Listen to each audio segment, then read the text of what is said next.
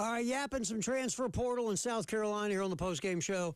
Kale's steering the ship. Jay's here. Terry, as we go till 6 here on the game.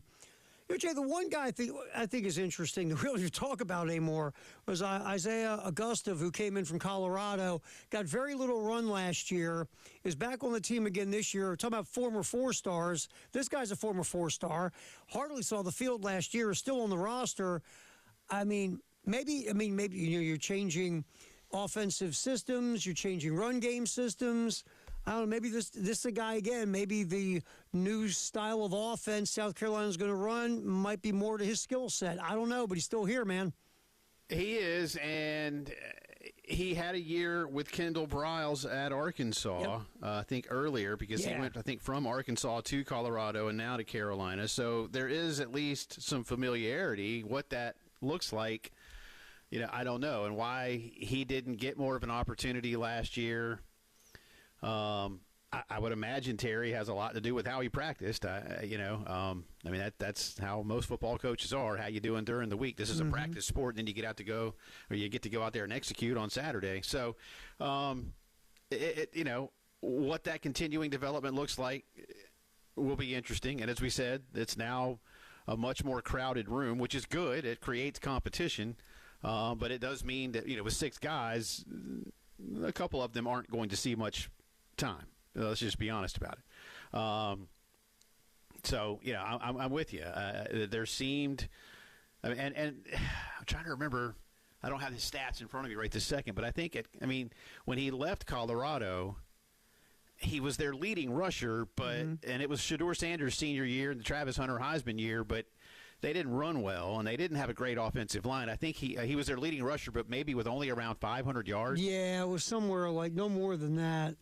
They didn't run the ball well at all. Yeah, so and we know they didn't have a great offensive line that year. They got the ball out quick, and Shedeur had a great weapon, and good for them. But it was a mixed bag offense for Colorado that particular season. So, I know. Listen, it was beyond a mixed bag for Carolina last year. I think it was just a poor bag for Carolina last year for the most part. That year in Colorado in 2024, 85 carries, 384 yards, 4.5 yards a pop, 4 touchdowns. That was a leading rusher.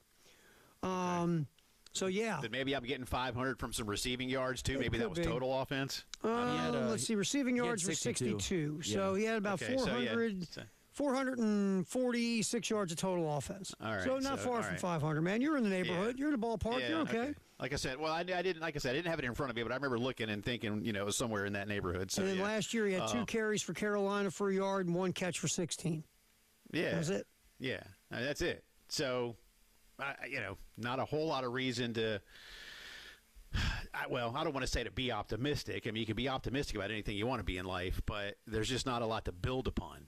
I have no idea if what Kendall Briles knows of this young man helps him in any way, shape, or form going into the spring. And I would think with these guys that they brought in from the Big Ten, do they get a big look, or do Fuller and Howell get a bigger look as the returner? I have no idea. I mean, I imagine all of them are on a clean slate when it comes to this offense. Has Augustov used his redshirt year yet?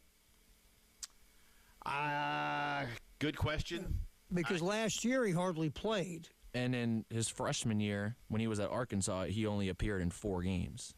At least recorded stats in 4 games. He probably still has multiple years of eligibility. Well, then one of them. I mean, you only get one, so you look at that, Cale. That's a fair question to ask, and you say there's 2 seasons where he would fit the red shirt criteria, but you only get to use one of them. So, so yes, you would have to think he's used his red shirt. Yeah, but then, year. he also could have a COVID year and a year where he sues the NCAA and a year where he goes to the Supreme Court. He could have 5-6 years left, Jay. Who knows? But then again, there's scenarios where, he recorded stats in 4 games or less, but you could have appeared in more. Yeah, he could have been on special teams or something. Yeah, Yeah, that's fair. So who knows? We don't know. We think he could have another year. I don't think he gets the COVID year, so there's that. I don't think he qualifies for that one. Considering his freshman year was 2023. I know what you mean, though, Terry. Yeah, but I think I'm looking to see. He couldn't qualify for the COVID year. Could he? Oh, let's see. Oh, he did have the chicken pox, so he could qualify for the chicken pox year. All right, the chicken pox year. Well, God forbid we get chicken pox here. Why not at this point? measles outbreak. My God. After the kid from Alabama gets another year gets more eligibility, I think anything can happen, brother. Well, you just got to find a friendly judge, right? I mean, you got a friendly judge in Alabama. You got a friendly judge in Mississippi. Last night, you got a friendly judge up in Durham for Mensa to enter the portal. By the way, did you see that story? And the judge that ruled last night is a Duke season ticket holder and booster, so he made a quick bench ruling and then recused himself. So they'll be passing it off to another judge next week, or whenever the next hearing. I think it's next week. For the next step in the Mensa case. That is a crazy situation there. And I want to say something about that real quick, because we just talk about these things, and I know we were talking about the Gamecocks, but now that it came up, I was watching Josh Pate's show, most recent show, and I like Josh, so I'm not being overly critical of him, but he said, I love college football up until things like this, and he means the Darian Mensa lawsuit, and he goes, and then I get turned off. But then he didn't follow through and say why. I'm like, well, bro, who you mad at? You mad at Duke? You mad at the rules? You mad at Mensa? Like, what do you want to do to change this? Darian Mensa signed a contract just a few weeks ago. And then, and now we pretty much know Miami came in at the last minute, and just like with the kid at Washington, they looked at the terms, matched them or exceeded them, and then he bolted. And now Duke is suing, whether they're suing to keep him in school and play for the Blue Devils, or whether they're going to sue to make sure that they get all their money. Because basically, Terry, as I understand it, Duke, with this contract for the next school year, controls Mensa's NIL rights. Right. It's kind of like the grant of rights with the ACC contract in a roundabout way. So, are you going to sell them to Miami? Are you going to, and I think that from what I understand, that there's a clause in the contract that calls for arbitration. So soon enough here, they'll go to There'll arbitration. be an arbitration deal. Is he going to enroll at Miami already? I mean, how does this work? If you're not enrolled as a student, you can't go through spring ball at either school. Right. So it is quite a mess. But he signed a contract. And as I said about Chambliss the other day down at Ole Miss, for as much as I'm in the camp of the kids to get theirs, we also, this is a nation of law, and part of a contract is within the legal realm, and if you signed it, you need to stay beholden to it, in my opinion. So, if a guy like Josh Pate's going to be mad, but not tell me why, I'll say it for him. I'm mad at the kid this time. Well, I'm mad. I'm not mad at Duke for just going, oh, sure, go ahead, we get it. And I'm tired of all these people that say they're just kids. No, you know what? They're all adults. They're young adults. They're young adults. Every one of them's an adult. Yes. And here's my thing, real quick. Because I've also read this where these are NIL agreements which are different than contracts, because guess what the kids aren't, Jay? They're not employees. So a lot of these loopholes are coming because they're not employees and they're not official employee contracts. Again, another problem here is what saved Washington wasn't that Damon Williams you had a change of heart because, man, I love you, Dub. No, he was going to have to pay back the money. And it was $4.5 million, and I guess LSU went, we don't want you that bad. So he came back. Now, in Mensa's deal, I don't know if there is an out with a buyout. I don't know if he's got to pay it back, if there's something in there that Duke is suing because of they want their money. But again, the problem here is they're not employee contracts. And that brings in loopholes. Look, it's all a mess. It's just a mess. I agree with you. Again, somebody's got to say at some point, you sign a deal, you have to honor it because that's what you do. But again, the adults, they're teaching the kids. And that's where we're at, unfortunately. We'll come back in here. Let's pop the vault open and see what happens. I have a great vault today, Jay Phillips. All right. This is phenomenal. This is hilarious. That's next on the postgame show.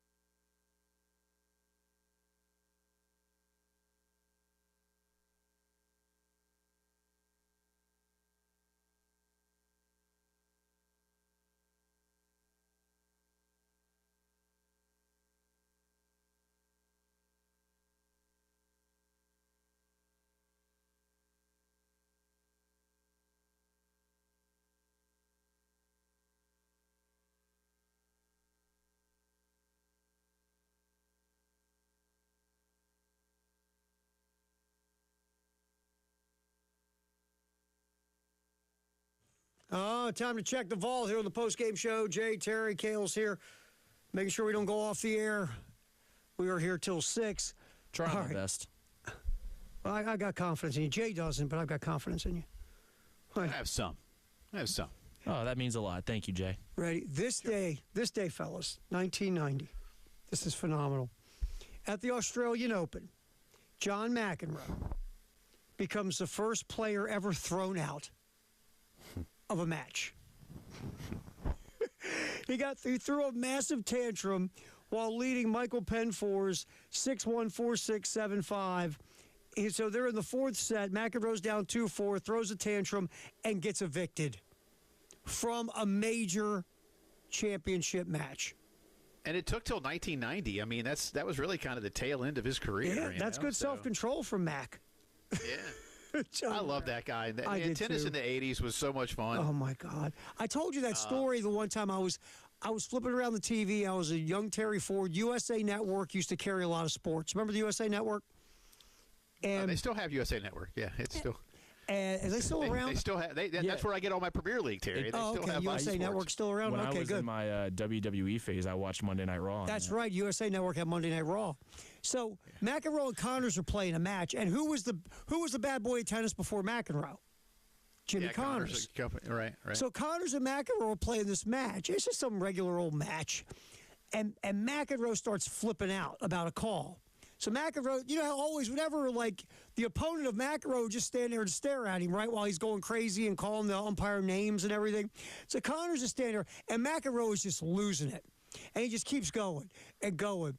And finally, Connors just kind of shrugs his shoulders, turns around and walks, and there's like a woman sitting, like, eating popcorn or something in the stands. So Connors climbs in the stands, sits next to her, starts eating her popcorn, watching McEnroe. Yeah. And McEnroe was just insane. I thought he was going to have an aneurysm. He was just losing it. I loved McEnroe. McEnroe was great. He was my favorite, phenomenal. man. I love that, and he was really good too. People think, he was the guy that yelled a lot, but he was really good. He was so skilled. Like his touch at the net, and that's back when they used wooden rackets. When he first started, his touch at the net and the way he could play that serve and volley, man, they don't do that anymore. No, it's just like baseball. Man. Back then baseball was a lot of steal a base and get over and whatever and bunt the guy. And now it's all strikeouts and home runs. Such like tennis is, I'm going to serve it at 150 miles an hour and return it at 125 miles an hour. I'm going to hit a ground stroke at 210 and hopefully it doesn't hit you in the face. Exactly. Yeah. McEnroe was great.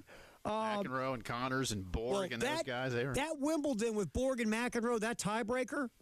Yeah. Oh my God! I was again a little Terry Ford watching Wimbledon. Obviously, I had no friends. Okay. Anyway, moving on here. We're running out of time on the vault here.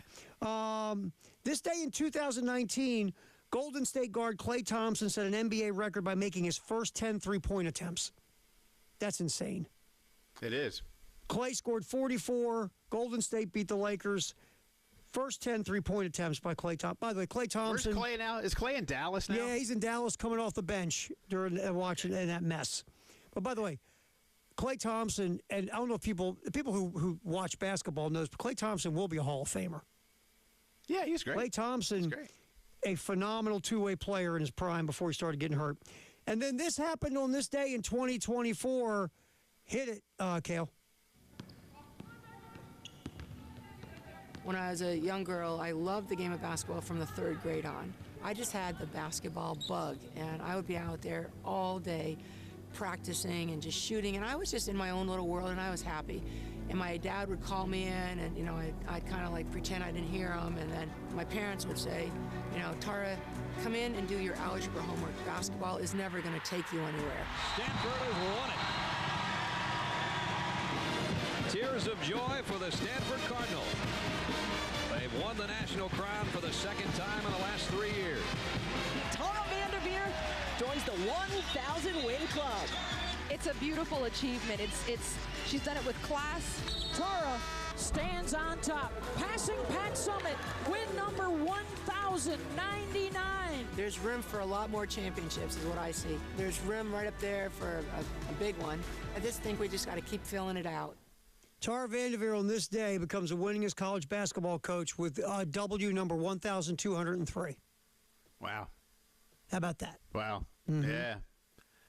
Standard is set, and I know how much Dawn reveres her. I think Tara was one of her Olympic coaches, and she's talked about that a lot, and how much it hurt when they lost to him in the Final Four. So it's a lot of full circle moments for Dawn and Coach Vanderveer, but she's been the standard for a long time in college basketball. Yeah, we do. We always talk about Gino and Pat Summitt, but people forget about Tara Vanderveer a lot. But yes. Well, she's out on the West Coast. We never get to see him anymore. A different time zone.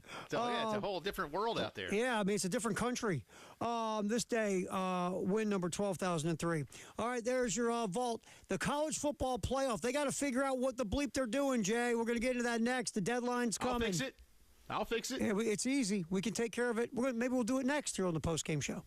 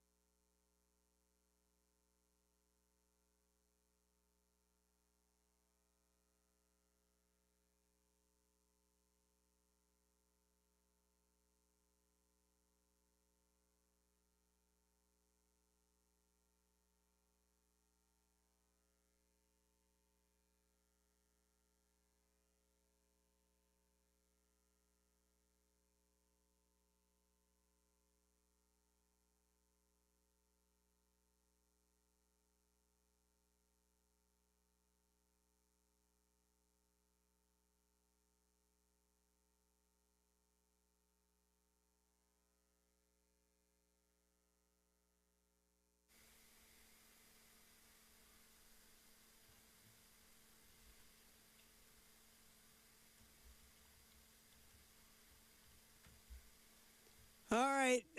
Terry Ford, Jay Phillips, Kale's here, producing this little shindig as we roll up until 6 o'clock on the postgame show. All right, Jay, so deadlines are coming. January 23rd is the college football playoff deadline for what we're going to see next year. What's today, Jay? January 21st. Okay, I'm going to get my phone out. 23 minus 21, according to my phone, says there's 2 days until they have to come up with what the playoff format's going to be for next year.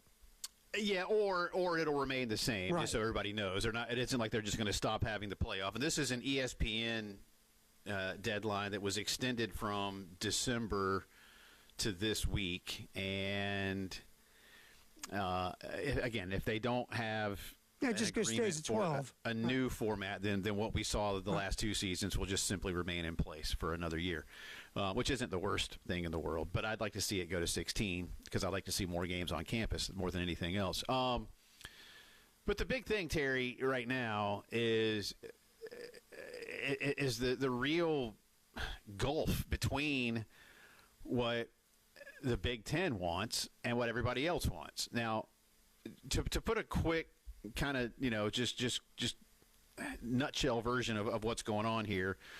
A lot of you probably know this, but if you don't, a couple of years back, all the powers that be got together, and when it came to the new deal, the Southeastern Conference and Big Ten basically control the formatting. Everybody else just kind of nod and play along, but the Big Ten and the SEC have the majority say in how this thing's going to run. The SEC, for those that don't know, wants 5 automatic bids and 11 at-large bids, and pretty much every other conference that has a say in this wants that, except the Big Ten. Mm-hmm. And the Big Ten wants 24 schools.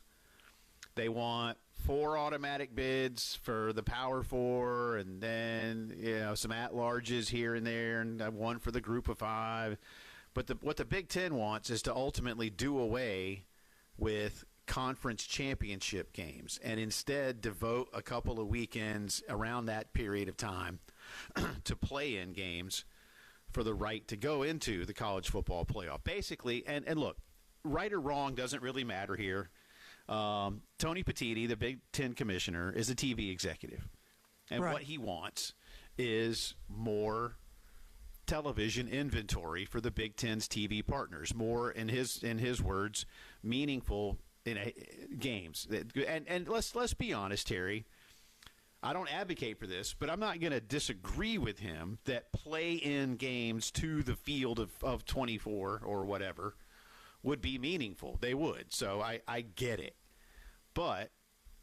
And he would seed them up accordingly. So the Big Ten would no longer have a championship game. They would have, 1 versus 8, 2 versus 7, and so on and so forth. And then that would pare them down to their 4 automatic bids. Your Big Ten champion would be the team that finished number 1 in the regular season.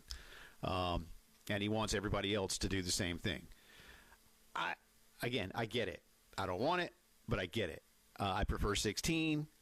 I'm not even here to say there aren't 24 schools good enough. There aren't 64 schools good enough to win the basketball championship, but we love that tournament. Mm-hmm. So that falls to me. That falls on some deaf ears. Yeah, but to me, I understand it. That's just people saying things to say things to back up their dislike for expanding. But you're right. Yeah, and again, that's feel how you feel. But I mean, and it's there aren't 24 schools. Again, one day we'll get an upset. One day we'll get an upset. And people will go, but right now, James Madison going to Oregon or whatever, and Tulane going back to Ole Miss, that didn't work out well. Anyway, I don't see – look, for one thing, Terry, and I don't know if we have time in this segment or even if we did another segment here to go over all of the logistical concerns that people have. For one thing, I saw this today, the next 4, 27, 28, 29, 30, the next 4 college football championship title games are all slated for the last week of January. So – we're still extending this thing farther out. We're not contracting it to have it be more college football-like and have this thing end. The semifinals should be on New Year's Day with a championship game about a week later. That's what most people believe. Well, it feels like that's what a lot of people believe. I know count me in as one of those. I haven't even seen. In fact, I need to look them up. Have you? I don't know if either one of y'all have. I haven't seen the overnights. No, I'm looking for it right now. Yeah, see if you can find that. Because remember, last year we had two of the absolute biggest names in all of college football, Ohio State and Notre Dame, play for a national championship, and the numbers were not good. I think they did like 21, 22 million.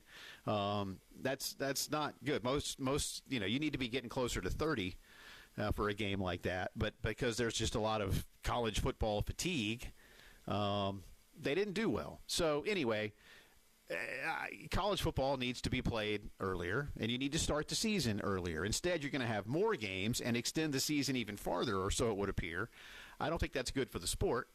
But here's the next thing I'm going to say. You're not, in my opinion, going to convince the Southeastern Conference and its 16-member institutions to just up and do away with the Southeastern Conference championship game. Mm-hmm. That has become a hallmark of the season. It has done big business in Atlanta for years and years. It sells out before you know who's going to play in it. The tickets are expensive, and they go quick. It does big TV numbers, between 15 and 20 million most seasons, which is big. It's sort of a standalone line item expenditure for the TV partner when it comes to SEC revenues. It's not just part of the package. It is, but it isn't, in the sense that there's a regular season package and then there's a championship game package. And now Disney pays for all of that. But I think, Terry, and you and I were looking it up earlier, give or take, that weekend pulls in the neighborhood of 20 to 25 million for the Southeastern Conference. That's a big payday. And that's not something you're just going to go, oh, yeah, we'll do away with that, because I don't know that there's a guarantee that having some play-in games on campus amongst SEC schools is going to generate the same amount of money. Now, as you and I talked about, it isn't like the SEC is going to go no way in hell, but they might have to say, all right, Big Ten, because remember, Disney is the TV partner here until 2031. So Disney's already in cahoots with the SEC. Right. So you're going to have to look at the Big Ten and go, how do you guys propose that we get rid of our title game and yet continue to make as much, at least, or even more money from this, because we're doing quite well with what we've got. So, I imagine, Terry, that's part of the holdup right now. And I don't know if Greg Sankey is making Tony Petitti do a bunch of homework behind the scenes to present to the SEC. But quite honestly, here we are, as you said, 48 hours out, and they all had a meeting on Sunday, and you could pretty much tell from the body language, and I saw some of the B-roll, and I saw some of the nobody did interviews. Greg Sankey, who loves getting in front of cameras, by the way, did not do an interview on Sunday. That tells me a lot. That tells me a lot. That they're no closer to any kind of agreement than they were last month or any other time. So I fully expect at this point now to have an announcement sometime Friday, from Dr. Mark Keenum, who's the president of Mississippi State, but is also the current chair. The presidents run the show, let's face it, and he's the chair right now of that particular board. But I expect he and Greg Sankey and maybe some others to come out and tell us we'll be at 12 next season, because I just don't see where this is headed from a financial and logistical standpoint that's going to make it better for the majority of the conferences that have discussed this. Well, think about this for a minute. Again, look, I get Big Ten, SEC. They run the show, and everybody else just gets the scraps. But everybody else wants one thing except one group, and that one group's holding up everything because they're one of the two power brokers, and they're doing it for selfish reasons. not for the greater good of everybody else. That's the problem with this sport in general. Everybody's doing what's good for them. Nobody gives a bleep about the greater good or what's good for the sport. They just care about themselves and their own leagues. I mean, look, I don't like playing games because I think you need to earn your way in by your body of work, and playing games to guarantee a conference X amount of bids, I don't like it. But if you want to go to 24, if you want to go 24, that's fine. But right now, you're the only person that wants to do it. And you're holding up everything. And at some point, the fact that the majority wants to move on should matter, but it doesn't matter, Jay, because this is the problem again here. There's no adult in the room that says, okay, Big Ten, everybody wants this but you. We're going with this. Thanks, Big Ten. See you later. Come back again. We'll reconvene about it later. No, they're stopping everything. Now, again, 12 is fine. We've had it for 2 years. But this is just the thing that makes this thing so ridiculous, right? Is the majority wants one thing, but the Big Ten doesn't, and because they're one of the two top dogs, nothing can happen. It's just silly. It's silly. It is, and again, I don't see I don't know what they're compromising now. Well, I will say this much. Apparently, there's been one, and I'm almost going to use air quotes here, compromise floated, which was to go to 16 for 3 seasons. And so then the go to 26, 24, 27, and 28 seasons would be 16, and then go to 24. But go to 24 with a format that didn't include championship games. And Tony Petitti, I suppose, feels that by compromising, again, nudge, nudge, wink, wink, you give everybody else, and them included, time to do away with your championship game and figure out how you want to format your play-in opportunities. So I would imagine the Southeastern Conference, the Atlantic Coast Conference, have all, Big 12, they've sat around and discussed that, but they don't want it. And I don't blame them. But have they looked at it? Yeah. And will they look at it some more? I guess they are this week. I don't know what kind of midnight oil is being burned this week after that title game, where everybody is. Are they still in Miami at the Ritz-Carlton or wherever, Terry? I don't know, eating a lot of good seafood. I have no idea. They all go back home. I have no idea where they are right now. But again, they met on Sunday for a long time and had very little to say other than we got a lot of work to do, which we kind of knew anyway. So, yeah, it's like, duh. I think we're staying at 12. So do I. I think we're staying at 12. But I think 12 is better than 24. And again, if you want to go to 24, okay, but we're going to need to start the season first week of August. Let's hold that thought. Let's hold that thought about how with the season and the schedule and how to change it. Let's get to that next as we continue this conversation with the college football playoff on the postgame show on the Game.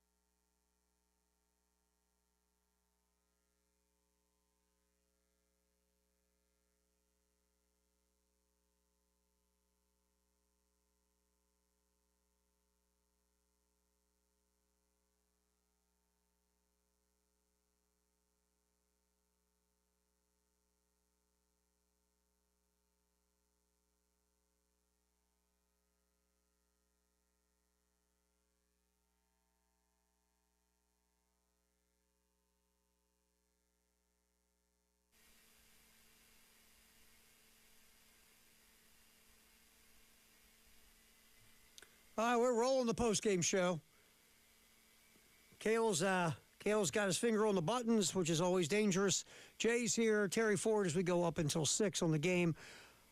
Tonight, Carolina calls 7 o'clock here on 107.5 The Game in Columbia and our affiliate in Myrtle Beach, 100.3 The Game.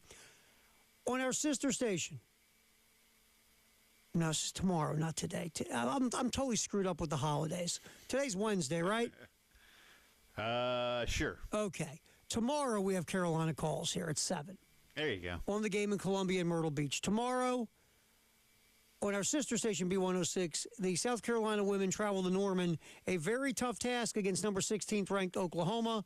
Again, South Carolina on paper, better team, but Oklahoma's ranked, and they're at home. Should be interesting. You can hear it on our sister station, B106.7. All the coverage starts at 7. Today's Wednesday, right? You're doing well, Ford. You're doing well. That's the day after Tuesday and before Thursday.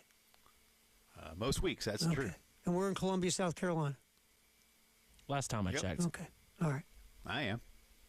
I don't know where you I don't are. know where the hell I am right now, to be honest with you. I don't know what they put in my sweet tea today. Actually, you don't know if I'm in Columbia or not. I don't know where you are. You could say you're in. You could be in the country, Columbia. I could. You could be. You have no idea. As long as this thing hooks up to a cell tower, I'm in good shape. You and the cartel could be hanging out together. That's right. Anyway, so we've been talking about this college football playoff thing, and you brought up an interesting point that we have talked about on and off on the show, but this really is something that has to be hammered home. That if you want to go to 24 teams in a playoff, you got to change your schedule. This thing's got to start in August. You got to play games in December. You know, you have to fix it, even if you go to 16, because the time between games is asinine. But this schedule, this calendar has to get fixed. Well, it does, and it's not a hard fix. No, it's just like a lot of things in life. You just got to go do it. And I think a lot of us as fans would be happy to have the college football season start sooner. Now, I realize that's not ideal from a weather perspective for this part of the world, especially, which would probably mean a lot more night games to start the season, which is fine. And you may just have a lot of TV slots that aren't, you just don't, I don't know. There's ways, and maybe not everybody's on television. Everybody's, you can be on the internet television instead, if you will. But nevertheless, and let's face it, most first couple of weeks don't have a lot of great games anyway. But if that meant you had to play more night games to be safer with the weather, then so be it. It's still hot as all get out at night, but at least the sun's gone. But seriously, yeah, if you're going to do this, you have to be fair to everybody. And you still can't go toe-to-toe later in the year with the NFL. The NFL is not going to stop its late regular season Saturday opportunities. And let's face it, the same TV partners that put college football on television put the NFL on television, and they know which one is which when it comes to audience. So you're not going to get them to play ball with you either, right? No. So that's really the only fix. And I saw the other day that President Trump said, well, nobody's going to mess with Army Navy, and I'll sign an executive order. Well, an executive order isn't going to stop the television networks from doing whatever they want to do, or the NFL from doing whatever they want to do. That being said, I don't see CBS wanting to mess with the Army Navy game. The interesting point there, Terry, would be what if Army or Navy is in the college football playoff? Yep. It may well be that Army Navy might have to rethink where it is on the college football calendar. And everybody loves that game, so it's not about wanting to do away with it or anything like that, because that's not going to happen.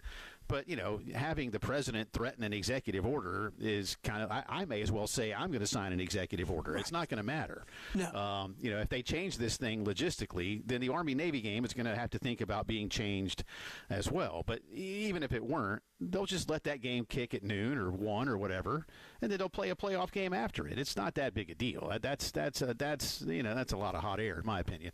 But anyway, it's still a matter of trying to fix this thing in terms of getting 12 regular season games in and allowing for at least one off week for everybody, if not 2. And the only way to do that is start the season. You got to start in August. By the second week of August. You have to, right? Because you can't have all these games and all these play-ins and playoff teams and scenarios and all this stuff, and not start the season at the latest mid-August. You just can't. Right. I mean, it just makes none of it makes any sense. And, really this playoff at 12 and 16, you need to change how you play it. 10 days between the college football semifinals and college football championship game is just it's silly. There's no need for that. It just isn't. It just and again, it can be done, but they can't go up against the NFL, so they've got to find other ways. And there are other ways, but that might mean working with your TV partners. It might actually mean sitting down with the NFL and trying to figure a few things out. But there are ways to do it, and not necessarily have the NFL just stop playing on a Saturday, but carve out some time slots here or there as necessary. But yeah, otherwise, it's just not going to work. Right.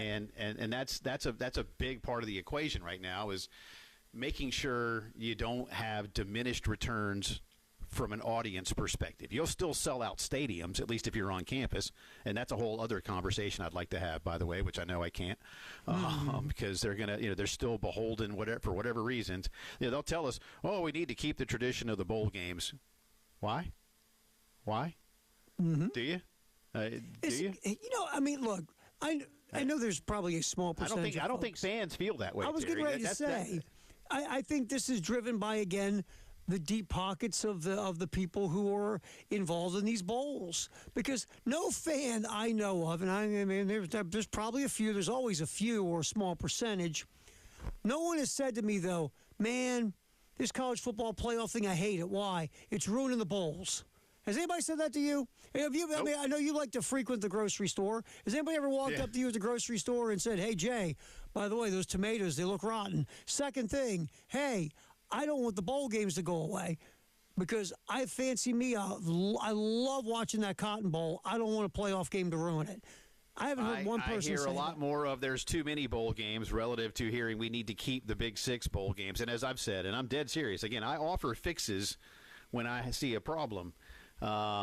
If you want to keep those games meaningful, those sites, then have a 6-year rotation of the championship games in those particular venues. And otherwise, let them play a game. The difference, Terry, is that those bowl games don't want, and I'm going to say it this way, lesser matchups.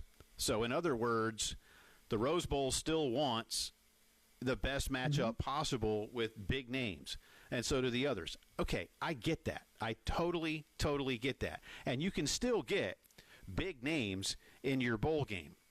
But to have multiple, like for instance, Miami and Indiana, Indiana, did Indiana win 2 bowl games this year? I mean, sort of. But no. No. Well, this is funny. They won 2 playoff games and then they won a championship game. They didn't win. I mean, if you want to give them the trophy and then put roses on Kurt Cignetti's head, okay,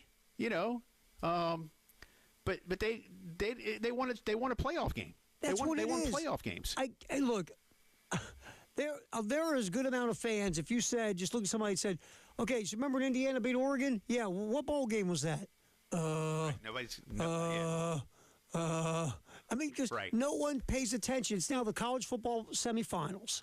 College football. In fact, I just had to think about it. It was in Atlanta, but I had to think. I had just like, which you had one to was think it? about it, right? That's the point. It just. And by next year, I probably will have forgotten. Yeah, I mean, nobody. All right, ready? I'll ask you the question. That's an interesting way to look at it. You can say, okay, just pick any college football playoff semifinal from. You go to last year or the year before, who in the quarters last year. Remember which games it was? Which bowl games? Nope. And everybody's going to go, hell no. The only people wanting to keep these bowls alive are the people who are making money off these bowls. That's it. Yeah. Nobody else cares, dude. You know it and I know it. Nobody else. Yeah. At all. So there's ways to keep everybody happy. You just won't be maybe as happy, but we can't keep doing it this way. And again, that I think one of these games is now slated. I think the 2030 games, it's like the last week of January. Yeah, I mean, you can't do that. Most of America isn't going to care. Well, and that's going to be problematic for Disney. By the time they get around to that, Disney's going to go, man, we had 16 million people watch this game. That ain't what we're paying for. Right. And the thing about the NFL, it's every week. The only time it's not every week is when you get to the Super Bowl. You have a 2-week span. Which by the way, I get it, but I hate. God, I hate that know. often. I know. I can't stand it. I'm like you. I was like, I get it. I understand it. But am I the only? hate it. Sorry, didn't mean to interrupt. But am I the only person that can't stand how the Pro Bowl is now? Not trying to go on a rant because I'm not trying to change the subject. I just can't stand it. That's all I'm going to say. Okay. I couldn't stand the Pro Bowl. I haven't watched the Pro Bowl since I hadn't watched the Pro Bowl in since high last school. century. I stopped watching it when they decided to make it flag football. I just. I know that you watched it before. I that know. is I give you admirable, props. sir. I stopped a long time ago. All right. Let's see. We got to get back in here. Speaking of the NFL, we got some silliness in the NFL to get to, Jay Phillips. No. Yes. Well. We'll get to that next on the post-game show. Kale producing, Jay's here. Terry till 6 on the game.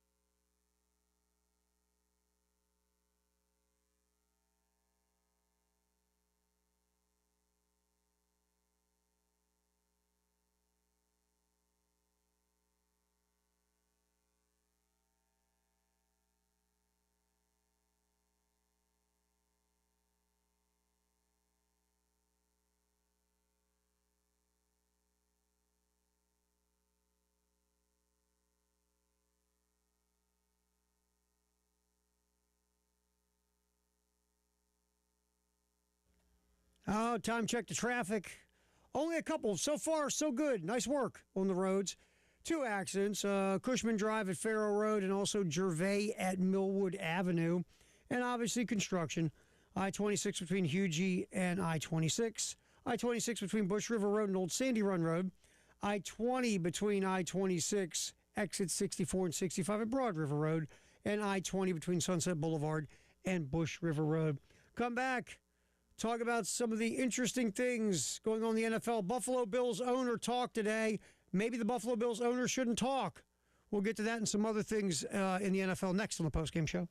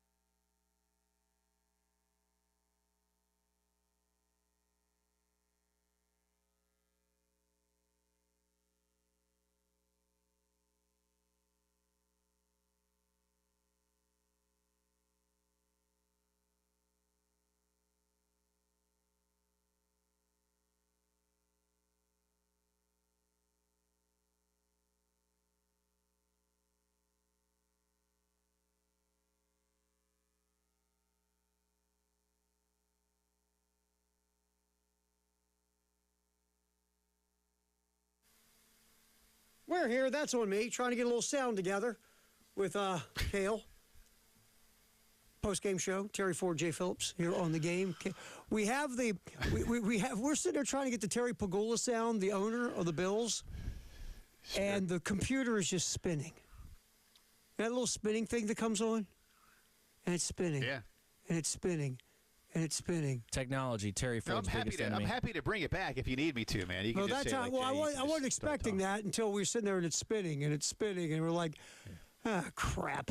So that was one of those beautiful radio moments. Maybe we'll send that into the awards. That was a good one. Technology messes up when you need it most.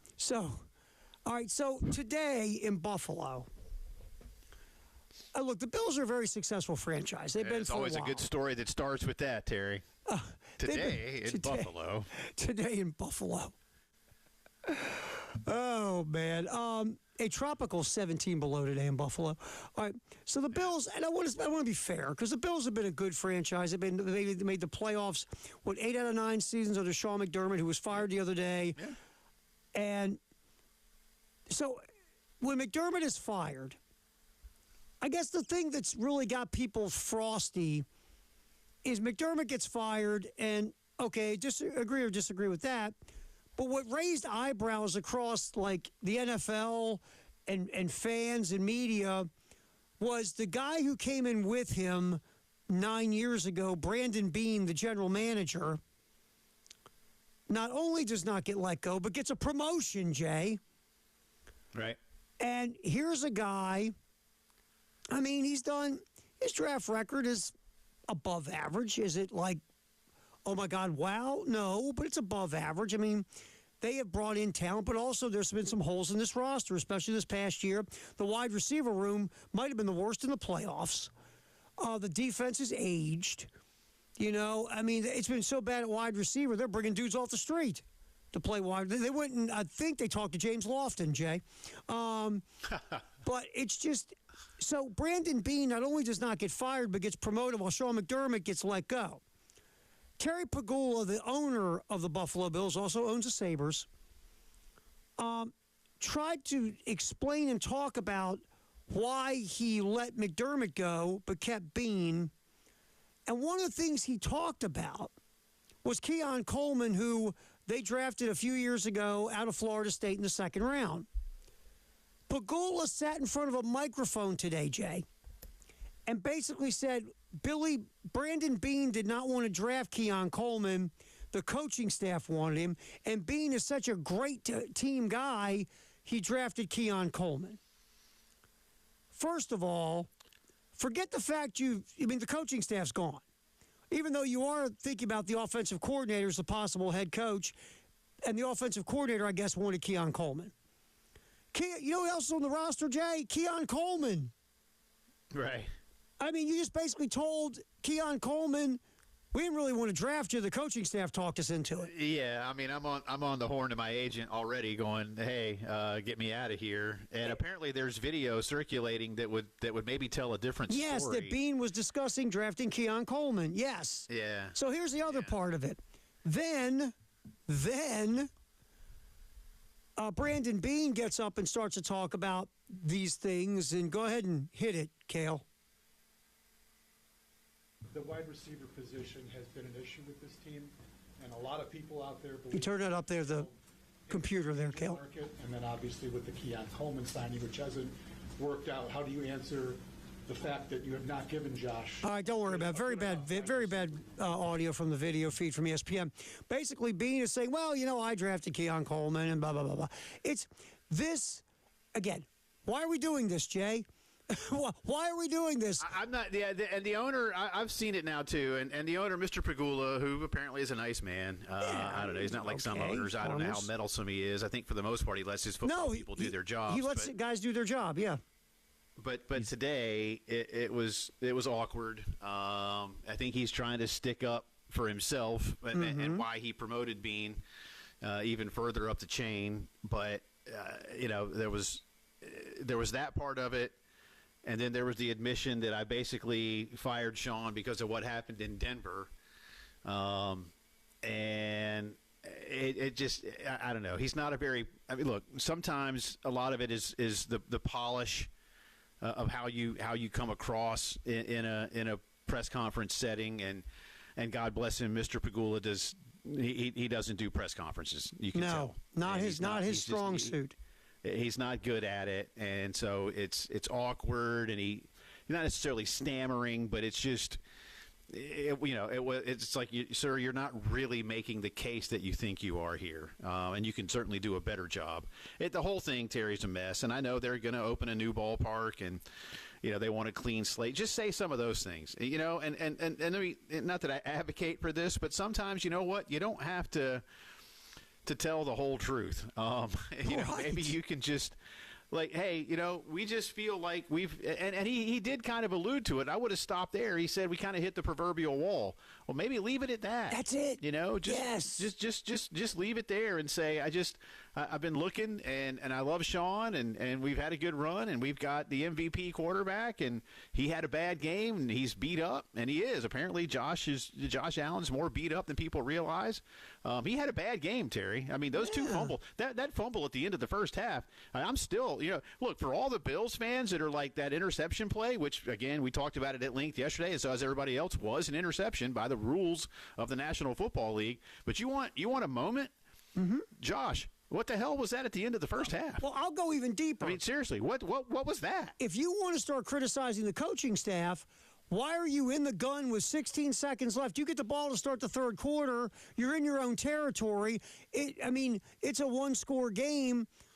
Take a knee, go to the locker room, eat some orange slices, go to the bathroom, and come on back out and get the ball. There's 16 seconds left, Jay. Why are you even in the gun? Why are you even running a play like that? That was so unnecessary. And then Josh Allen does what he's been programmed to do, go be a superhero. He's running around holding the ball like it's a hand grenade away from him, and it gets knocked away, and all of a sudden Denver scores 10 points in 22 seconds. So, again, the whole thing was a mess, and you're right. That play was huge, and that was 3 points. Yes. How many did Denver win by? Right. Remind me again. I mean, look. Here's the thing with the thing with Pagula is, I think you nailed it. Just say this: I, as the owner, and this was Steve Bisciotti did in Baltimore. I, the owner, think we've gone as far as we can with this coaching staff. We've got to go find someone to get us over the hump. Thank you for everything, Sean. Love you. Here's a big audio hug. And you're done. You leave, and you go sit in your pool and pet your pet llama. You don't need all this. And Pagula kept, Josh was crying after the game, and people are crying. So you fired your coach because your quarterback's snotting all over himself? I mean, the whole thing came out just stupid. It just, again, they're a good organization. They've been in the playoffs a ton. They've been to 2 AFC championship games with Josh Allen. But today, I looked up, I said, is this the Jets? What the heck is this mess? It was awkward. Again, that's being kind, and it could have been handled a whole lot better. But this is not his strong suit. No, and that unfortunately showed today. So, I mean, I wrote down in my notes, if I'm the Bills fans, I'm really worried about how my owner has made us look today, and then. What kind of coach are you? Look, you'll always get somebody. All these teams will, because it's a chance to be a head coach in the NFL. But upgrading from Sean McDermott is much easier said than done. And I don't know if you're going to be able to do that. And if you're just going to elevate somebody, is that really what you need? I mean, you had a grown-up coach who knew what he was doing. Going after somebody young now at this critical juncture where Josh is 30, not sure that's the best move for the Buffalo Bills, especially if they move into a new home. I'll say this. We got to hit break. If you've seen the list of early candidates, you're scratching your head and going, yeah, what? Yeah, right. Brian Dable? What? I mean, just wow. All right, Jay or Nay, we're going to pop that next here on the post-game show here on the game.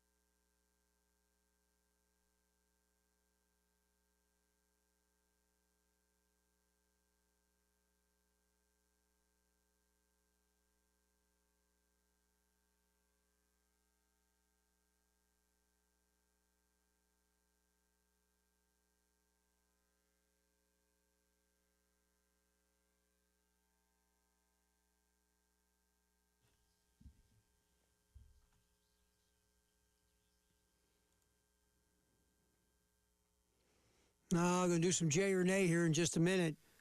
Again, tomorrow night, the women, number 2 ranked Gamecocks at Norman facing Oklahoma. You can hear it on our sister station, B1067, 7 o'clock pregame, 7:30 tip. Here on the game in Columbia and our affiliate in Myrtle Beach, 7 o'clock Carolina calls with Lamont Paris and Derek Scott. All right, time for a little Jay or nay. Hit it, Kale. There we go.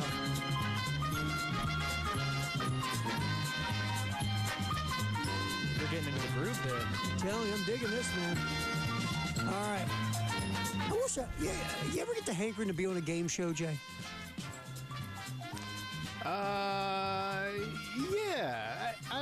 Yeah. Every once in a while. It's kind of fun. I always wanted to be on like Jeopardy or something. I don't want to be on like Wheel of Fortune, but Jeopardy or getting called up on Price is Right. Yeah, I think I would do Price is Right. That would be fun.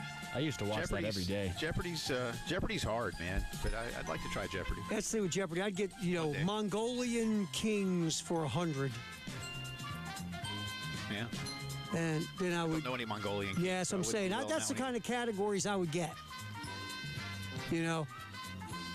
Maybe a lot of history and geography and sports and see what happens. Name types of fish in the Red Sea.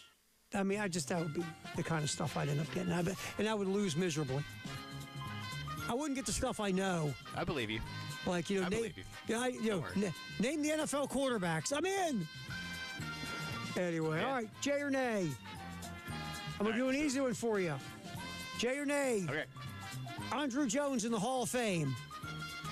Yeah, double J, triple J, quadruple J. Very excited for Andrew Jones, man. Maybe I think, other than Ken Griffey, the best center fielder of his generation, certainly the best center fielder, let's just say, in the National League. We'll let Ken Griffey be the best in the American League all those years. And then they traded leagues for a little bit, I guess, because Ken came over to Cincinnati and Andrew went to New York. He's tremendous. Had over 400 home runs. I know it slipped off after he turned 30, and some people had a problem with that, so it took him a little while to get his votes up to the requisite 75%. But he's there now. He certainly deserves it. Again, are there, maybe a handful? Again, Ken Griffey, Willie Mays, the best center fielders ever. Andrew Jones is in the conversation defensively, certainly. As he doesn't have the offensive prowess that Willie or Ken Griffey had, but defensively, 10 Gold Gloves speaks for itself. Had a cannon for an arm. Was out there running gracefully like a gazelle. Could have basically had just one other outfielder. He'd have still made all those plays, man. He was amazing in center field. I mean, honestly, he could have played the outfield by himself. You know what? Phenomenal. There are days. Yes. There are days. He just covered so much ground, and then could throw it. Again, had a cannon for an arm. Fantastic center fielder. One of the top 6 center fielders of all time. He was ridiculous. All right. Yeah. Carlos Beltran in the Hall of Fame. Jay or nay? Yeah, I'll give it a J. He's got baggage from his days in Houston, but his career numbers are also fantastic, and he does have the offense. Now he's not he's an above average defensive center fielder. He's not Andrew Jones, but offensively he was tremendous, and certainly up there in a category with the elite. So he, again, the Houston baggage is a thing. And he had to overcome that with some years away from his retirement, but he deserves to be there. He deserves to be there. As a player, absolutely. But I always love how the baseball writers pick and choose what cheating that they're horrified by and what cheating they'll let go and put people in the hall. Right. Like David Ortiz. He tested positive for steroids. We love him. He's Big Papi. He jokes, he laughs, he gives us hugs, he buys us beers. We'll put him in the Hall of Fame. What the hell? Yeah. Andy Pettit's getting close, too, so he'll be there soon. Well, remember, Andy misremembered a lot of things, though. Yes. Alabama. No, he didn't. That was Roger Clemens that misremembered. Roger, I think Andy. No, Roger said Andy misremembered the statements about Andy, Roger. Yeah. Remember that? That was so good. Sure. All right, Jay or nay. Charles Bediako, former Alabama big man who entered the 2023 NBA draft, signed a 2-way contract with San Antonio, has been granted a temporary restraining order to return to the Crimson Tide to play college basketball immediately. Jay or nay? I know the answer already. Nay. Go. Nay. This is a nay. You've been a pro, and okay, some G League guys are in. Again, look, I blame the grown-ups in the room for not doing more ahead of time. But again, man, Terry, we need a collective bargaining agreement, and these lawsuits will stop. Yes, You've got they to will. find a way to collectively bargain. But this is a nay for me. Sorry, son. You had your opportunity. You chose something else. Now you're like whining to come back in, and you find a friendly judge in Alabama. Shocking. That's going to give you a temporary injunction. No, this is not good for college. Wait a minute. They found a judge in Alabama. What state is University of Alabama in? Alabama, and they also elect their judges, just for whatever it's worth. By the way, our boy Bediako, that he signed the two-way contract, which means he's actually getting paid. Yes, he's a pro. Yes, he's not playing for free. He's getting paid. But anyway, it's insane. All right, are you finished, sir? I'm it. That's it for me. I'll be back tomorrow though, rested and ready to go. All right, man. Great hanging out with you. We'll talk to you tomorrow, my man. Get some rest. We appreciate you. Yep.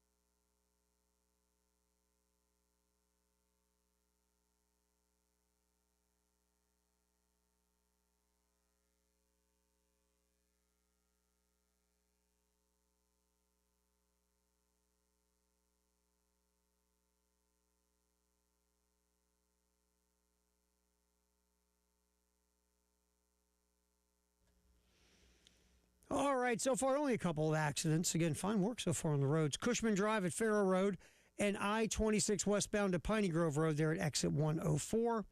Also, we have our road construction, I-20 between Sunset Boulevard and Bush River Road. That's exits 61 and 63. I-20 between 26, exit 64 and 65 Broad River Road. Exit 26 between I-26, I should say, between Bush River Road and Old Sandy Run Road. And I-126 between Hugie and I-26.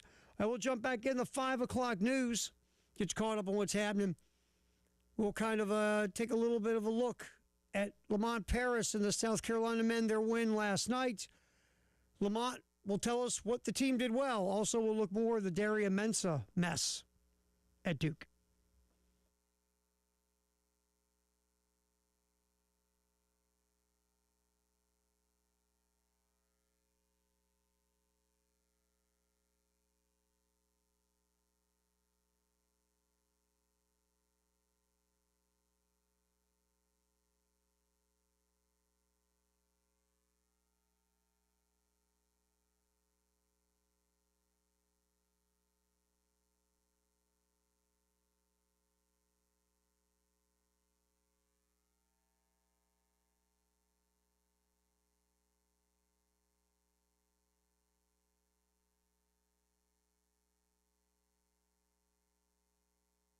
All right, checking the 5 o'clock news. Last night is sponsored by Integrated Media, like always.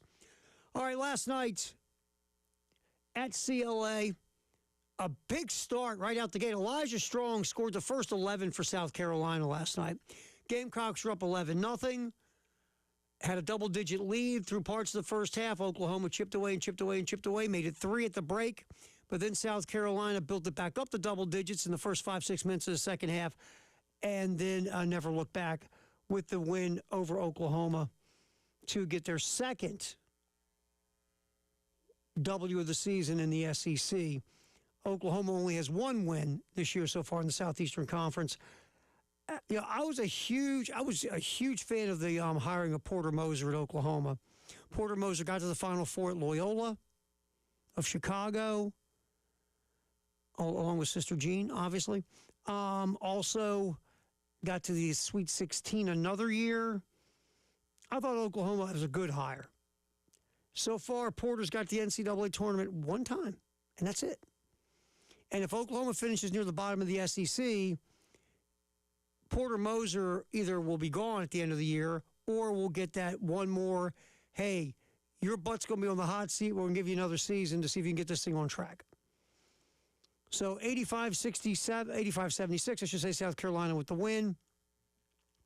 Meechie Johnson, very aggressive last night. Loved what Meechie did last night. Scored 20, 13 of 15 from the free throw line. Also 4 assists, 2 turnovers, 3 boards. Meechie not efficient from the field, only 3 of 8, 1 of 3 from 3. But when you get to the line 15 times, that's a good night's work. Here's Lamont Paris post game talking about what his team did well. Cut 9.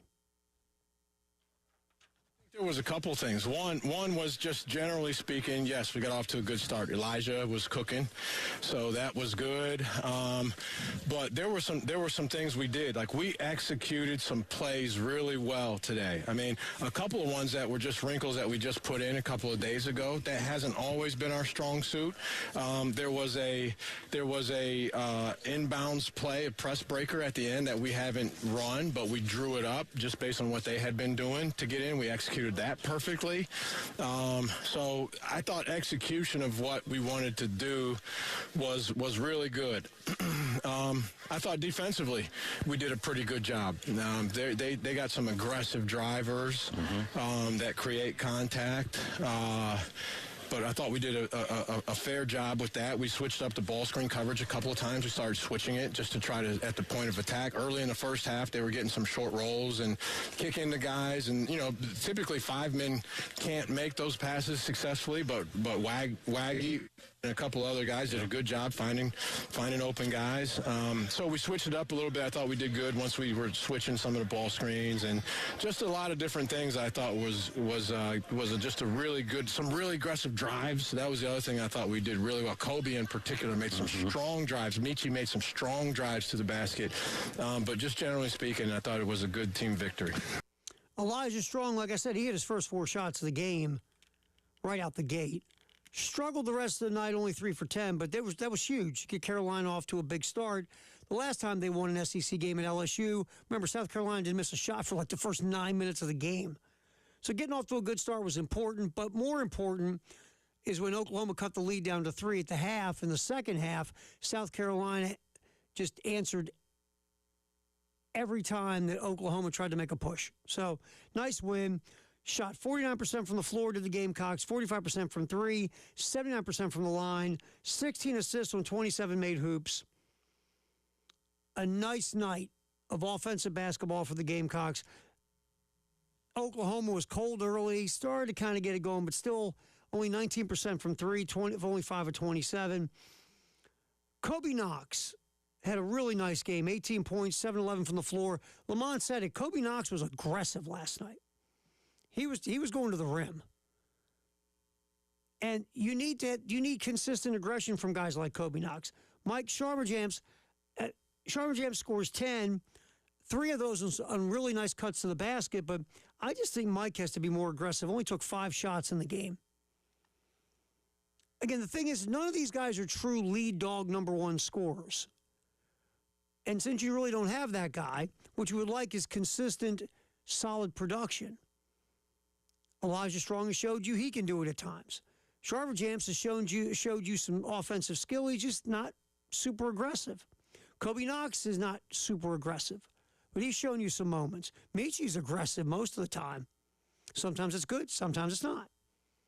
And Miles Studi, again, he's a guy that's had trouble staying healthy. He's hot and cold as well. None of these guys are a consistent number 1 scorer. And that's one of the issues is when things start to go sideways, there's not a guy who says, just give me the ball and get out of my way. I'll get us a hoop. But last night, good evening offensively for South Carolina, and they get the W, 85-76. Yeah, they were 49% as a team in field goal makes, and when you're nearly 50% in your field goal percentage, it's hard to lose games that way. Well, again, when they're making shots, I know it sounds kind of dopey. Yeah, Terry, they're making shots. That makes them better. But with this team, because they do struggle to guard, they're not a great team on the interior. They need to make shots. They don't turn you over a ton. They need to make shots. And you've seen the 2 wins in the SEC, they made shots. And as simple as it sounds, it is simple. The better this team is on offense, the better they are because their defense isn't going to carry them. Duke quarterback Darian Mensah is permitted to enter the transfer portal, but he can't enroll at another school or play football for another college before a North Carolina judge rules on Duke's request for an injunction that would prevent him from leaving. An injunction hearing is scheduled for February 2nd in front of the Durham County Superior Court Judge Ed Wilson. Mensah's attorney, Darren Heitner, you know that name, has indicated he would attempt to move the hearing to an earlier date. Mensah signed a multi-year deal with Duke July 2024, believed to be worth $4 million this year. Mensah, he informed Duke coach Manny Diaz he intended to transfer on Friday, the last day the portal was open. Here's what Duke is saying in a statement. Mr. Mensah, you know it's serious when they call him Mr. Mensah, has an existing contract with Duke, which the university intends to honor, and we expect he will do the same. Mensah announced he was coming back just recently in a video. Here's the audio of Mensah talking about coming back to Duke for 2026. Hit it. What a strike! The accuracy of that football, David, it could not have been better.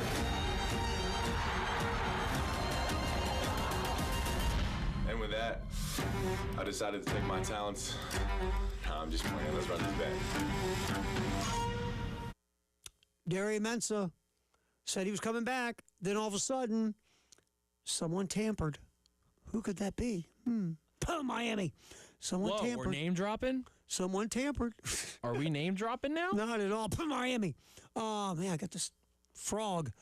Look. Man, I hope you start feeling better. Yeah, me too. I got to take some cough drops. Got to stretch. Oh, Miami. It could be a school that's located more southern than here, that's had a transfer quarterback for the last 2 seasons. Yeah. Maybe the last 3. I forgot. Maybe a team that played in the college football championship game not named Indiana. Yeah. Yeah. Maybe. Could be. Maybe their colors are green and orange. Maybe. Look, basically it feels like what happened here is Miami made a heck of an offer to Mensa, more than the $4 million. Because remember, Ty Simpson said Miami offered him 6 or over 6 to come play there instead of going to the NFL draft. So Mensa gets a better offer, and he's going to bolt. And the people that represent him are like, dude, don't worry about it. We're all good here. This stuff isn't enforceable. You're not an employee. And look, this stuff shouldn't be happening. We say it all the time. There should be a collective bargaining agreement to stop this from happening. There should be something, if nothing else, you can put in the language of these NIL agreements, sort of like the Big Ten's doing. And maybe there's something in the language of this one as well, but you can't just do this. I'm sorry. I think this is crap. I think it's bad for the game. If you sign a deal, you need to honor the deal. Unless there's some language in the deal that says you can get out of the deal if you pay the school X amount of dollars. It's really like sneaky and stingy. It's just slimy, man. And it just, look, is Mensa to blame here? Sure. Is Miami for tampering? If it is Miami, wink, wink. But really, who's to blame here are the grown-ups. Because what do the grown-ups do in college athletics? They get theirs. They go get theirs. They don't care about anybody else but themselves. These schools don't care about anybody else but themselves. These conferences only care about themselves. Coaches, everybody's looking out for them. And these athletes go, hell, everybody else is doing their own thing for themselves. I should too. But this thing it has such a bad smell. It's like Limburger cheese left on a porch in July. As I've read more about it, and as I've seen stuff on social media, I've seen stuff about how some Duke fans don't even want him back now because of what he's doing. Well, I mean, it's just wrong. You sign something, you honor it. You just do. And that's like a life lesson.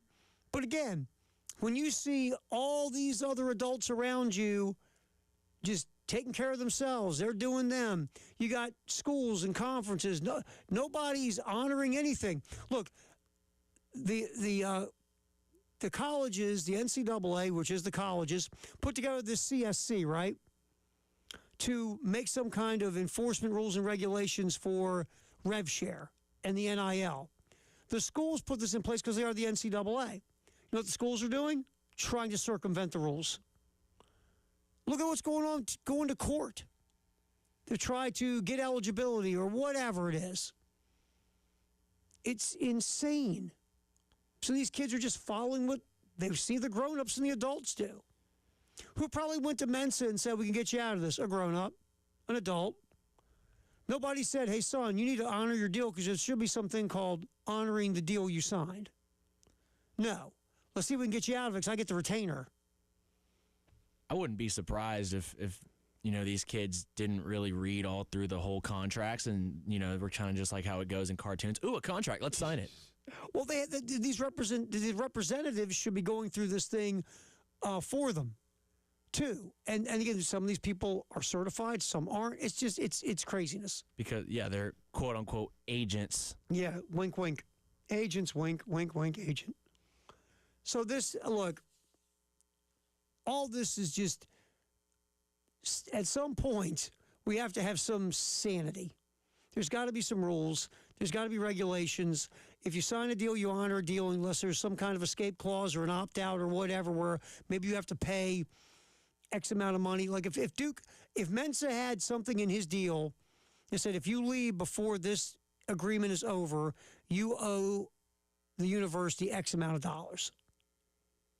Then you go, okay, it's a legally binding agreement. I'm going to pay you the money and get out. But I don't know if that's the case or not.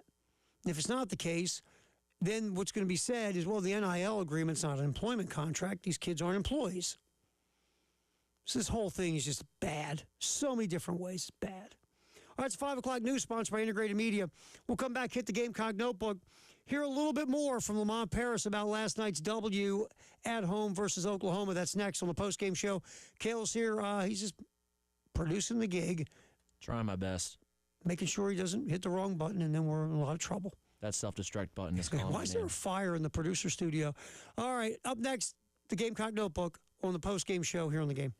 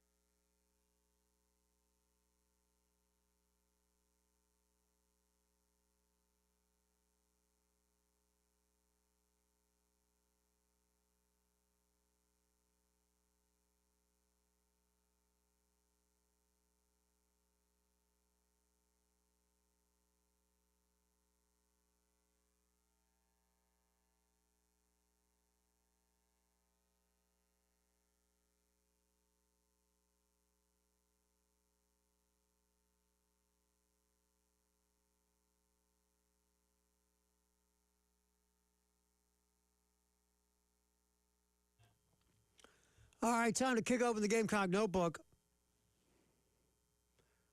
Last night at CLA, the Gamecocks beat Oklahoma. Second win in the SEC, 11-8 overall now, 2-4 in league play. Lamont Paris in the postgame talking about, with this little piece of audio, working that game with a short bench. Cut 6. A little bit. I mean, obviously Eli plays 28 minutes a game for us. So, that's one guy that's been a consistent performer for us in his ability to get things done. But yeah, there was a little bit of we've had a few guys that have been inconsistent and sometimes good and sometimes bad. And then the other day it's a different guy who's good and another guy who's bad. And so, part of it was EJ has been fairly consistent in the things that he's done. And then we gave him an opportunity in the last game. He stepped up, made a couple of threes, took a charge. He did a bunch of things. So, yeah, some of it was like, okay, this guy's been pretty consistent. Let's let him work his way through some of these things and see what kind of product he can ultimately be for us. So, in that, there was a little less toggling of other guys in there tonight.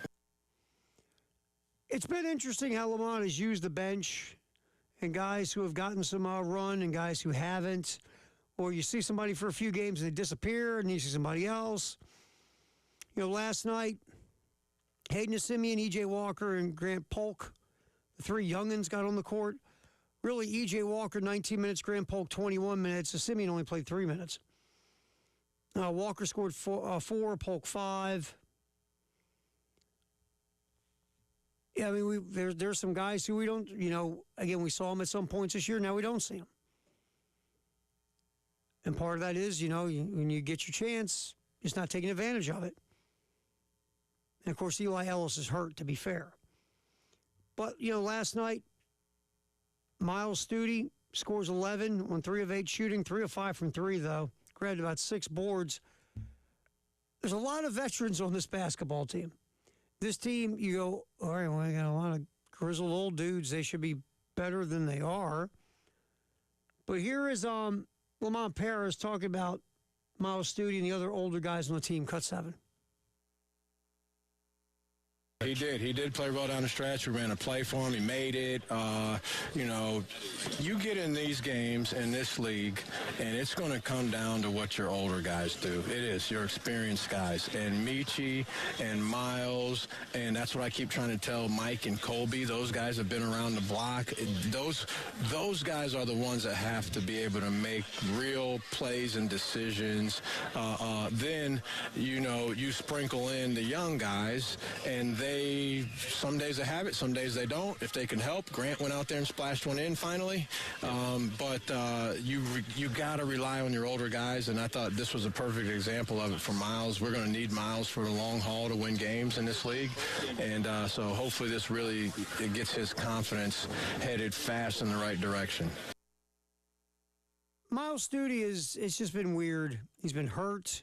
Every now and then you see the glimpses of the three-point shooter that he's been his whole career. He's averaging 38% in his career from 3. This year he's hitting 37% in his career from 3, 33% this year. Miles, since his first year at South Carolina, his three-point numbers have been below average or close to average at best. Hasn't been a good shooter from the floor. Hasn't stayed healthy. Every now and then you see the glimpses, right? Because he can shoot the 3. But talking about just this lineup, the configuration, because Coach Paris talks about veteran players making plays. Yes, Elijah Strong's a veteran. Mike Sharver-Jams is a veteran. Kobe Knox a veteran. Michi's a veteran. Studi's a veteran. They're all veterans. But none of these guys have been guys who ever been asked consistently to be your number one option, to be your bucket getter, to be your, hey, dude, we need a hoop, go get it. And none of these guys basically, I'm not going to say can't do it, but haven't been asked to do it. So now you're asking Michi to be your leading scorer, your alpha dog, also run the point. There's probably a lot to ask Michi.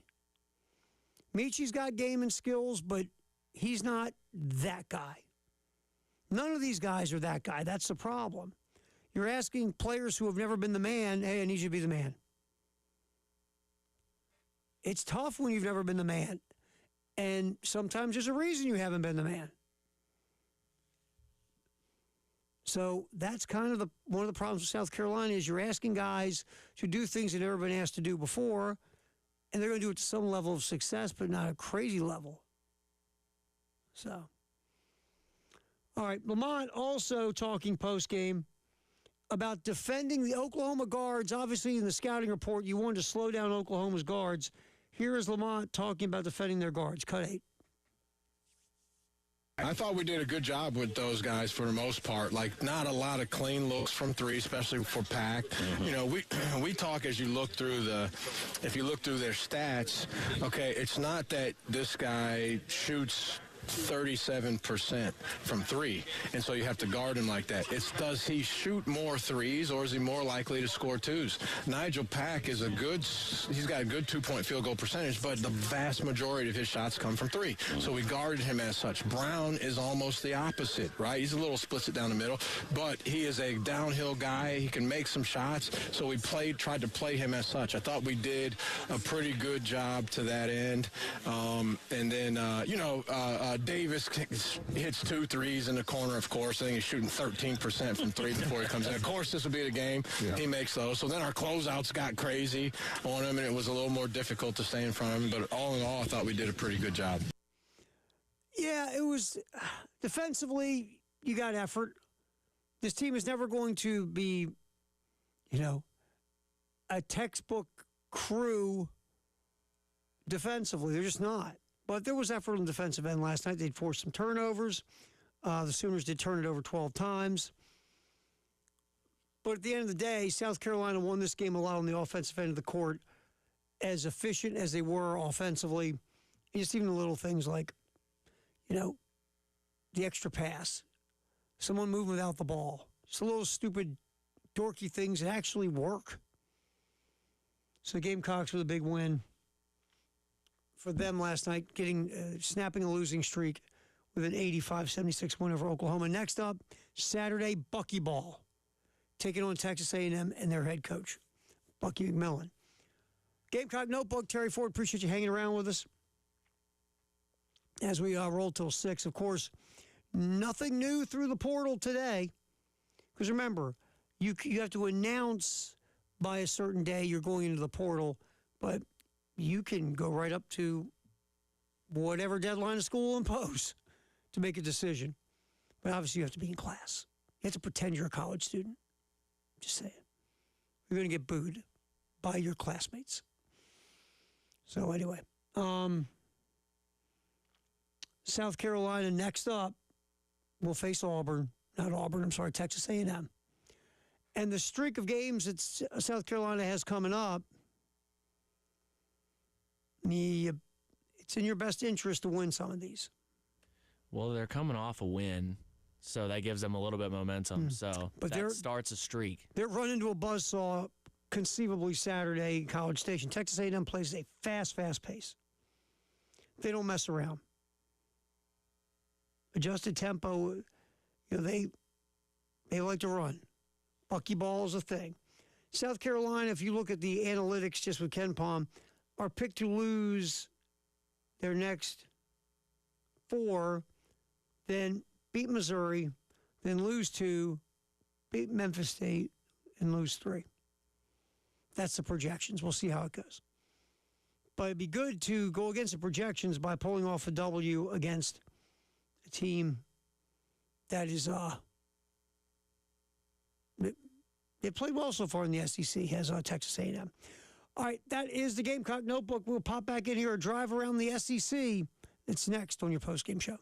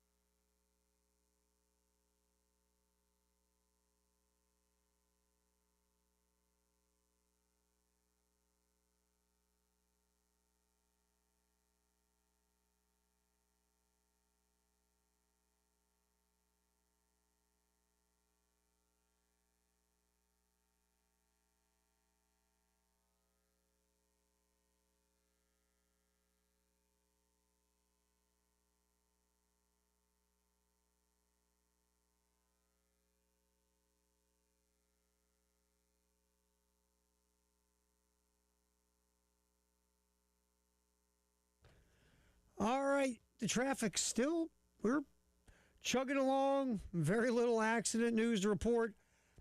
We have Columbia Avenue near North Lake Drive and also I-26 westbound at the US 21 176 area at exit 115.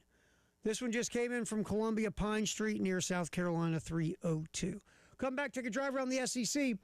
ESPN predicted each starting quarterback for each SEC football team. Let's take a little look at that. Coming back here on the post-game show. Terry Ford, Gale's here, just kind of keeping us in the road. We're here till 6 on the game.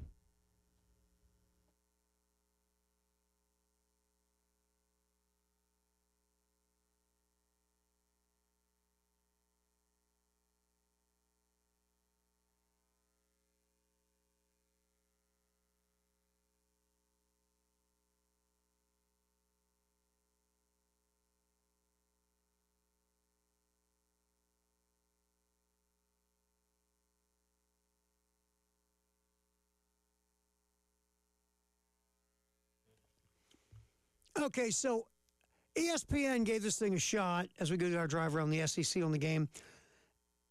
They went through all the starting quarterbacks in the Power 4 leagues, so we'll focus on the SEC. And we'll start off, they're projecting these starters for 2026. Crimson Tide, Keelan Russell, redshirt freshman, playing behind Ty Simpson and Austin Mack. It does feel like Russell will be starting quarterback. I'm surprised it's not going to be Mac. I think that Russell just brings such an upside with physical ability that DeBoer, in a perfect world, would like to have Russell take the gig. Now, again, if Austin Mack beats him out, he beats him out. But I think they're very intrigued with Russell's physical ability. Yeah, I mean, that makes sense. Lots of times, the thing that if I'm the one making a decision, and clearly I'm not. That's why I'm sitting right here. They haven't called you? No, they have not. Really? I know, right? Crazy. My biggest determining factor is the amount of experience and how the player did during that experience. I also think you have to look at, basically, I get potential, I get high ceiling, all that stuff. I guess once you start this competition, it's obvious that you need a guy, whoever it's going to be, and they're hoping it's going to be Russell. But if Austin Mack runs the offense better and he's more accurate and he's a better decision maker, even though Russell might have a higher ceiling, it might give you more cool ESPN SportsCenter plays, you got to go with the best guy. Who can run the offense better, who makes the best decisions, who's the most accurate. That's kind of what you look at. We'll see what happens at Alabama. Arkansas, the projected starter right now, as we speak in January, KJ Jackson, redshirt sophomore. Got a little run last year. Started the season finale against Missouri, going 11 of 17, 126 yards passing. A.J. Hill is the competition. A top 100 recruit, played at Memphis, followed his head coach, Ryan Silverfield, to Arkansas. So I think this is going to be a competition, Cale. Yeah, probably will be. You see these two because Hill came along with Silverfield, again, top 100 recruit. Jackson's been around a bit at Arkansas. But I think you don't count out A.J. Hill. I just don't. I just hope that Arkansas can get a defense. Be a good idea, wouldn't it? Stop somebody. I know, because scoring wasn't much of an issue. No. You could have given Arkansas's defense 8 downs to stop people, and they couldn't have done it. Nope, they couldn't. So, it's just interesting. All right, so Auburn, and this is not tough. It's going to be Byron Brown, the transfer from South Florida, coming to play for his head coach at South Florida, Alex Golish. That team, man, obviously I know they've got transfers coming in, but have you seen how many people have left that team and how much talent that left that team? It's interesting. These coaches all have different philosophies when they come in, right? If I was a head coach, now if I'm coming into a real dumpster fire, that there's culture issues, there's me guys, whatever, And I've been doing my due diligence, trying to get the lay of the land. There's certain guys I'm going to, I want them gone, right? Addition by subtraction, see you, bub. Don't let the door hit you where the good Lord splits you and all that stuff. But I'm not going to just automatically say everybody get out. There are coaches that do that. There are coaches that say, I don't want any of you. I want my guys. There's plenty that do that. But I think just because the team you're taking over was not good doesn't mean there aren't good players on that team who are also good culture guys. I think you leave yourself open to finding out who's who and what's what. I really do. If there weren't good players on that team, they wouldn't have given Georgia trouble. They wouldn't have given Alabama trouble. They wouldn't have given multiple of their opponents that they lost to trouble. And look, to be fair, maybe Alex Goles tried to keep guys who just didn't want to stay, or they couldn't pay them what they wanted. But I'm always, again, Auburn had, to your point, Auburn was a talented team. I forgot to mention they gave Vandy trouble too. Mm-hmm. They were a talented squad. It's just the offensive genius couldn't get any offense. Florida Gators, Aaron Philo, who's a redshirt transfer from Georgia Tech. He was at Tech with the new offensive coordinator of Florida, Buster Faulkner. So Aaron Philo is going to get a huge shot to take over the starting gig. Now, Florida brought back Tramell Jones Jr., former four-star. Appeared in a couple games last year. Will Griffin, a top 150 recruits coming in, but it feels like it's going to be Aaron Philo's gig to lose. Philo is a stud, man. Now, if you don't remember, Terry, this was before I started working here, but when I was first just doing call-in updates with the high school show, I had seen Aaron Philo play in high school twice because he played Hammond and Columbia twice. Okay. So I was seeing that kid before he played in college, and if he's able to fit into that system well, he will be a baller in Gainesville. Okay. Aaron Philo. Got the report from our scout in the field. Cale watched him play. He'll also have his old high school teammate, Bailey Stockton, at receiver, who also transferred from Tech to Florida with him. And since Philo knows Buster Faulkner's system, it feels like it's a no-brainer that Philo will be the starter. Obviously, at Georgia, it's Gunnar Stockton. Kentucky, Kenny Minchie. Now, this is interesting. Kenny Minchie committed to Nebraska. He lost the quarterback competition last year to C.J. Cart, Notre Dame. But a lot of people like Minchie's ability. Minchie hits the portal. He's a redshirt junior. Commits to Nebraska. Then he probably visited Nebraska and went, what in the hell am I doing? No, Kentucky flipped Minchie's commit to the Wildcats, which shows you Kentucky is, at least feels like, a lot more serious about putting the resources in for football.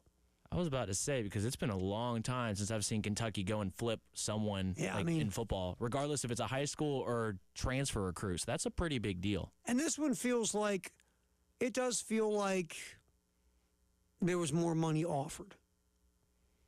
We'll see. But, yeah, Minchie was targeted to Georgia, had committed, and then flipped it to Kentucky.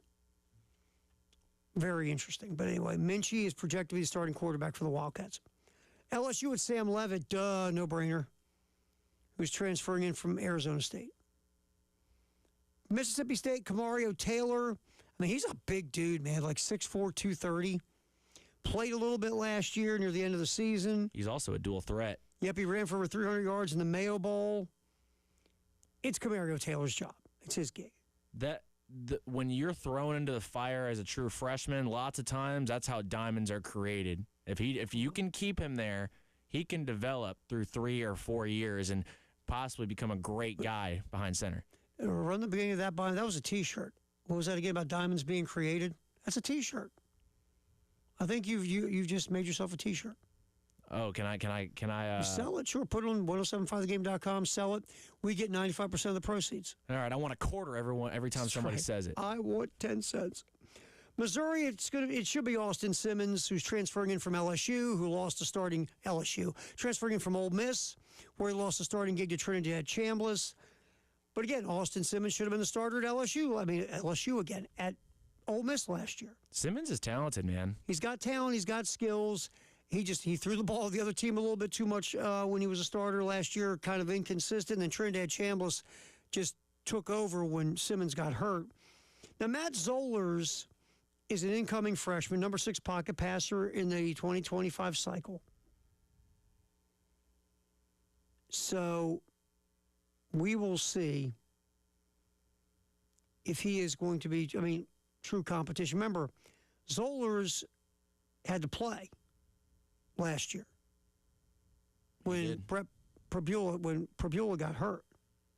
So, and Zollers was very inconsistent because, again, he's young. Austin Simmons should win that gig. John Mateer at Oklahoma, that's, again, a no-brainer. Trinidad Chambliss, if he's able to play after going through the courts in Mississippi trying to find a judge who will do him a solid. If not, Deuce Knight is coming in from Auburn. Top 40 recruit, tons of potential, tons of talent. Played a couple games last year at Auburn. A lot of people love Deuce Knight. They're saying to, Trinidad Chambliss, well, if you can't make it back, we'd love to have you back, but if you can't, we got Deuce Knight. But they'd love to get Trinidad Chambliss back. Lenore Sellers of South Carolina. Oh, yeah. That guy. Arch Manning at Texas. Marcel Reed at A&M. Jared Curtis, a freshman, the number 1 pocket passer in the 2026 class, is being projected to be the starting quarterback at Vanderbilt. That's very interesting. If last offseason I would have told you that Vanderbilt would have been a top 10 team at one point, would have won 9 or 10 games, and that they would get the number 1 pocket passer after the season, that? You would have called me crazy. Yeah, we would have you drug tested. And finally, George McIntyre right now seems to be the starter at Tennessee. Joey Aguilar is still trying to get another year of eligibility. Tennessee struck out on some of these portal quarterbacks. Right now, it's George McIntyre. Could end up being Faison Brandon, a 5-star. It's very interesting that it's so up in the air at Tennessee. There's your drive around the SEC. We'll come back and wrap it up. Revisit some news and notes from the day. That is next on the postgame show.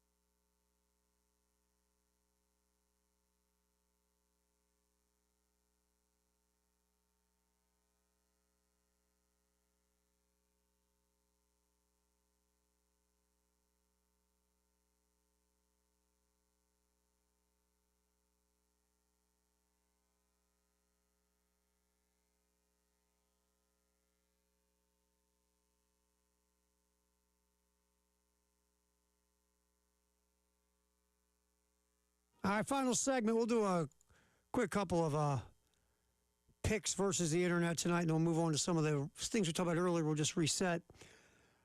All right, if you look at top 25 tonight real fast, I'll do this because it's my Terps. Maryland goes to number 11, Illinois. Illinois is 18.5-point favorites. Illinois covers the number.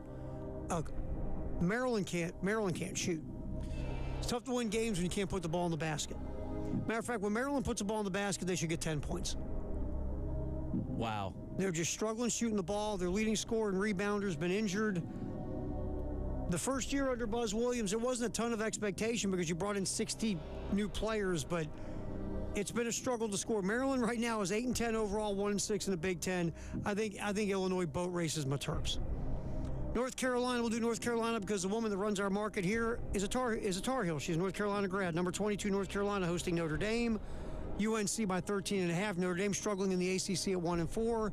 In the Dean Dome, I think North Carolina covers at 13.5. Yeah, Tar Heels definitely cover.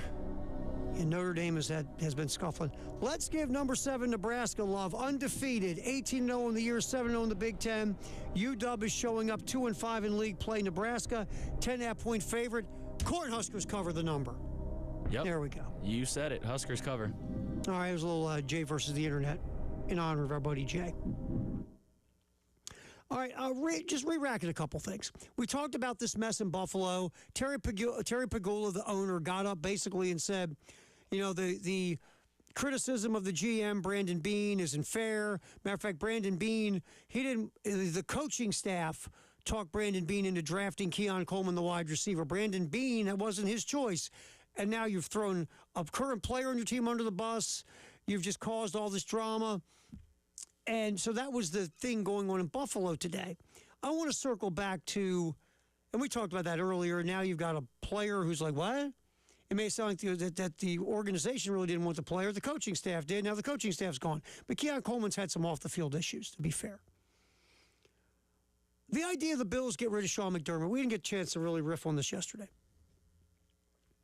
Yes, the Bills had fallen short in the playoffs every year under Sean McDermott, had not made a Super Bowl. Hadn't made a Super Bowl since Jim Kelly was the quarterback. Got the two AFC championship games. This year the window was open with no Patrick Mahomes, no Joe Burrow, no Lamar Jackson.